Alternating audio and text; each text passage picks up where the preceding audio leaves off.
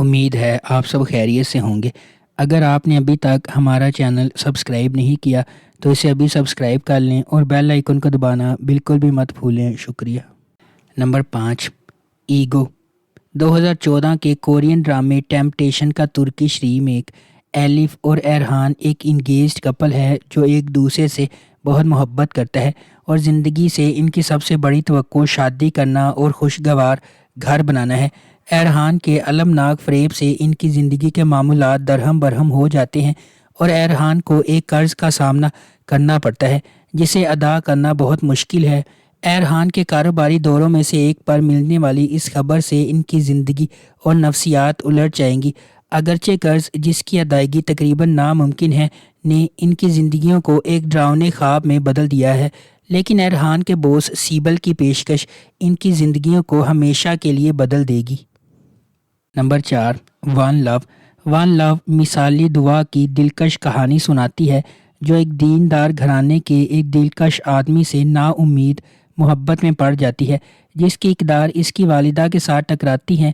ایک طاقتور ڈرامہ تخلیق ہوتا ہے جب وہ اپنے اختلافات پر قابو پانے اور ہم آہنگی تلاش کرنے کی کوشش کرتے ہیں۔ Number 3، love is not difficult. جس دن علیزے کی پیدائش ہوئی اس کی ماں کا انتقال ہو گیا۔ علیزے کو احساس جرم ہے، حالانکہ اس کے والد نور الدین اسے پریشان نہ کرنے کے لیے بلند آواز میں اس کا اظہار نہیں کر سکتے۔ اس میں نور الدین نے اسے خوش رکھنے کے لیے کیے گئے سمجھوتوں کا اضافہ کیا۔ نتیجہ ایک جارحانہ خود غرض کردار ہے جو بنیادی طور پر اپنے آپ سے متصادم ہے۔ تاہم وہ ایک بریکنگ پوائنٹ پر پہنچ جاتا ہے، تقریباً ایک ویک اپ کال، جب اس کی بیٹی ایک میکینک کی کار کو نقصان پہنچانے والے ہٹ اینڈ رن میں ملوث ہوتی ہے۔ اس سے پہلے کہ بہت دیر ہو جائے وہ اپنی بیٹی کو وہ چیزیں سکھانے کا فیصلہ کرتا ہے جو وہ اسے چھوٹی عمر میں سکھانے سے قاصر تھا۔ اس کا پہلا مقصد علیزے کو دوسروں کے فیصلوں اور خواہشات کا احترام کرنا سکھانا ہے۔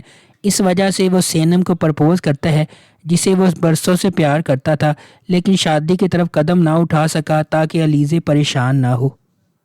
Number 2، farewell letter.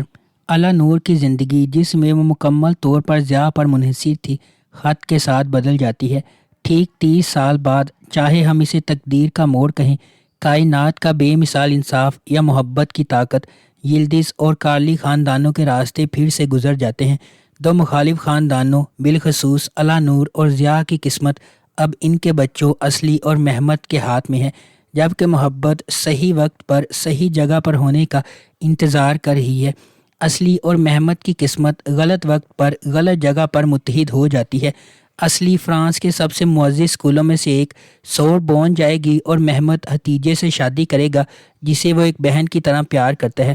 اپنے خاندان کے اعتراضات کے باوجود وہ اس راستے پر ایک ساتھ چلنے کا انتخاب کرتے ہیں۔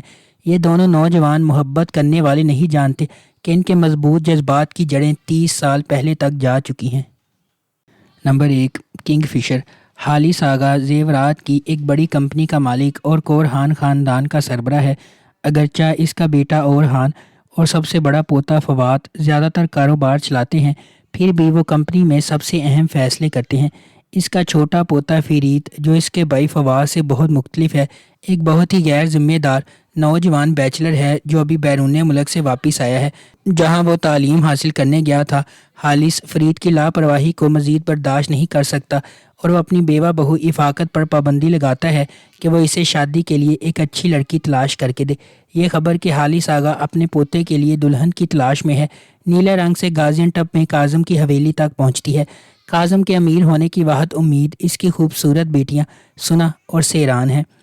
اگر آپ کو ہماری یہ ویڈیو پسند آئی ہے تو اسے لائک کریں، شیئر کریں اور ہمارے چینل کو سبسکرائب کرنا بالکل بھی مت بھولیں۔ شکریہ۔